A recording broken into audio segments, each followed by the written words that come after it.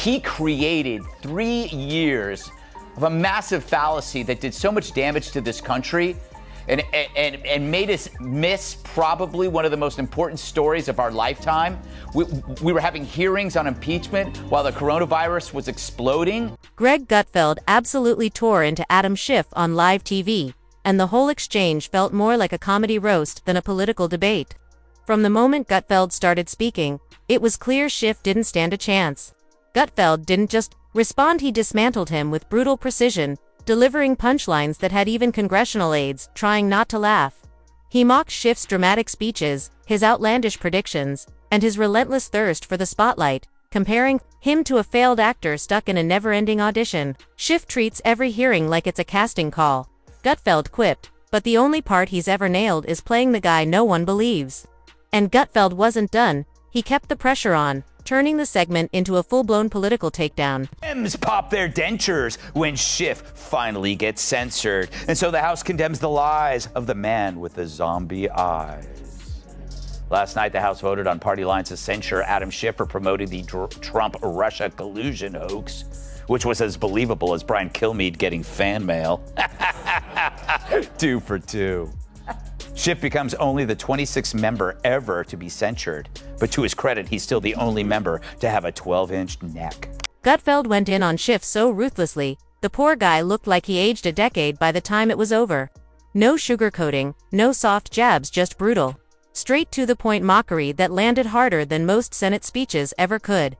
He tore into Schiff's shaky delivery, his empty stares, and that signature flair for turning every sentence into some over-the-top Netflix drama no one signed up for.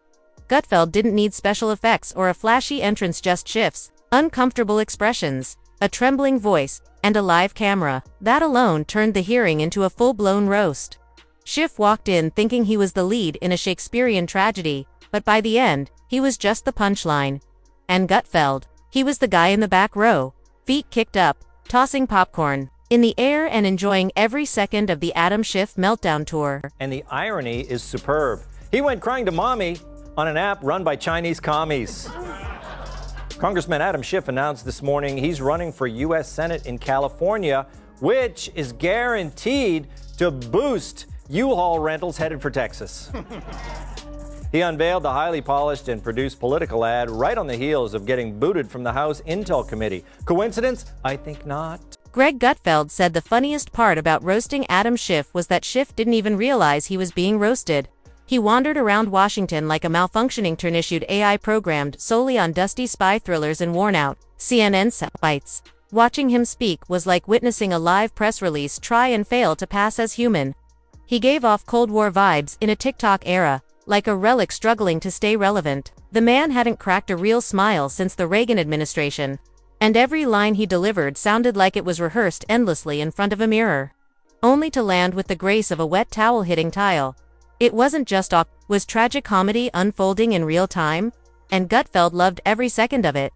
To him, Schiff wasn't just roast material, he was a walking goldmine of unintentional punchlines. The guy leaks more than a busted faucet, Greg quipped. Classified info, public trust, common sense, you name it, he spills it. Gutfeld even honed in on Schiff's wide-eyed stare, that signature deer-in-headlights look. Like he was permanently stuck in breaking news mode. It's like his eyes just saw something shocking.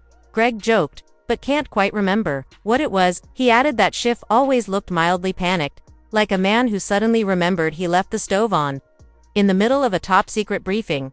And when Schiff took the mic, Gutfeld compared it to a meerkat delivering the State of the Union, lots of tension and urgency, but zero clarity. Then came the voice, flat, droning, mechanical. He sounds like he's narrating a never-ending disaster documentary, Gutfeld said. Every sentence feels like a countdown to doom that never actually happens. According to Greg, Schiff's delivery could make a fire drill sound like a bedtime story. Hearings on impeachment while the coronavirus was exploding. We talked about that virus in green rooms, but we had to do this impeachment story. We had to show these hearings. It's all on him, man. He's got to go. They got to investigate him. They got to hold him accountable. I'm not going to say he should go to prison, but my evil twin will say he should go away to prison for a very long time. Greg Gutfeld couldn't resist roasting the way Adam Schiff could turn the most minor issue like a parking ticket into a full-scale national emergency. This is the guy who acts like forgetting to validate your parking is a breach of homeland security, Gutfeld joked. According to him, Schiff's speeches weren't stirring, they were borderline sedatives. The man could be warning us about a meteor heading for Earth, Greg said, and I'd still be scrolling Instagram, waiting for something to happen. But the real punchline, the delusion. Gutfeld was stunned by just how deep Schiff lived. In his own fantasy, this wasn't a guy who simply thought he was right, he genuinely believed he was the only one who ever was. Schiff strutted through Congress like a lone crusader, convinced he was the last honest man standing in a den of villains. He carried the aura of a prophet, preached like a televangelist, and leaked classified information like it was gossip in a group chat. Gutfeld tore into him, calling his performances pure political theater disguised as righteous outrage. Always dramatic, always perfectly timed, and always starring Adam Schiff as the misunderstood hero. And when it came to Schiff's greatest hits, Gutfeld didn't pull punches. He mocked Schiff's habit of promising secret intel with that trademark wild-eyed stare, claiming to have explosive evidence that never materialized. Greg compared him to one of those guys on Venice Beach, who swears he can levitate, just give him 5 more minutes. He hyped it like a carnival barker yelling, "Step right up." Gutfeld said, but the tent always collapsed, and all we got was stale popcorn and disappointment. No fireworks. Just a couple of sad sparklers fizzling out under a blazing sun and a busted megaphone no one ever wanted. Schiff, how are you? Shame, shame, shame.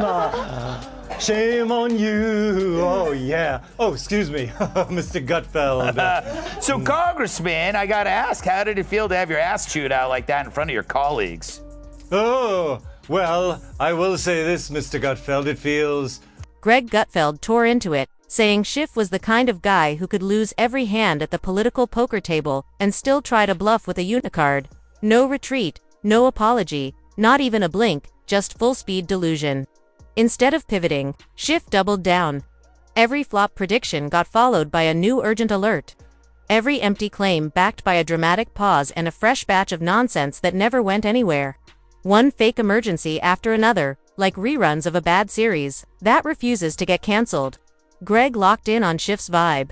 It wasn't just smug, it was condescending. Schiff didn't talk to the public. He talked at them like a bored substitute teacher who thinks he's single-handedly reviving democracy with his PowerPoint slides.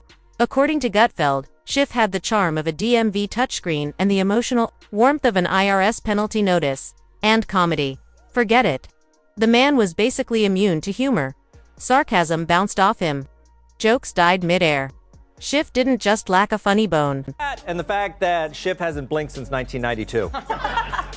And he didn't take the news so well. The disgraced Democrat went on TikTok to complain. Behold. Hello, I'm Congressman Adam Schiff with some troubling news.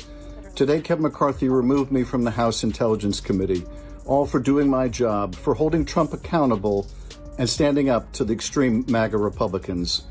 Greg said he treated levity like it was a national security threat. Every time someone cracked a joke, Schiff gave a look like someone just violated protocol in the war room. But where Gutfeld really let loose was during the hearings. He said, they weren't real investigations. They were off-Broadway monologues with government funding. Schiff ran the room like a wannabe showrunner, obsessed with close-ups and camera time. He moved witnesses around like props, shuffled facts like a nervous stagehand, and interrupted testimonies as if he was auditioning for Law & Order. Deep State Division. Greg Gutfeld couldn't help but clown on the idea of Adam Schiff hosting a game show. Every answer would be national security threat, he joked, and the grand prize, a subpoena and, maybe a CNN interview. The crowd would lose. The questions wouldn't matter. And Schiff would still walk off like he just saved the Republic. And the media, oh, they ate it up. They treated Schiff like a bizarre mix of James Bond and Gandalf, mysterious, dramatic, and somehow always in the middle of a vague global crisis. Every time he stepped to a podium, headlines popped up like mushrooms after rain, repeating the same recycled sound bites, now in bold italics and blood-red fonts. Gutfeld labeled it the Schiff echo chamber. A place where truth didn't matter, only the soundtrack did. The more ominous, the better. Oh my. So Adam Schiff now admits he should have been much more clear about how he unleashed the impeachment circus. Note, when a politician says they should be much more clear, they mean I wish you hadn't caught me lying to your face. I should have been much more clear, and I said so the minute it was brought to my attention, that I was referring to the fact that when the whistleblower filed the complaint, we had not heard from the whistleblower. We wanted to bring the whistleblower in at that time, but I should have been much more clear about that. You know, instead of trying to be clear, it might just save time if you just decided. And Schiff. He loved every second of it. He wasn't acting like a congressman. He was a walking performance piece in a suit 2 sizes too tight, treating C-SPAN like a Broadway stage and every press hit like a red carpet moment. Greg dragged him for having a situationship with the truth. Not full-on lies, but these almost facts. These nearly confirmed, not quite statements that always danced right up to credibility, then ducked out the back door. Schiff didn't lie. Gutfeld joked. He hosted lies like Airbnb guests gave them a nice place to stay, let them hang around, and even offered breakfast. And when those lies finally got exposed, Schiff didn't flinch. He just pivoted like nothing happened and launched into another dramatic speech about democracy hanging by a thread. Greg nailed the irony. How Schiff spent years warning the world about disinformation while he was out here handing it out like Halloween candy. Trick or treat? Gutfeld laughed. But with Schiff, it's always tricks. And the treat is another televised meltdown.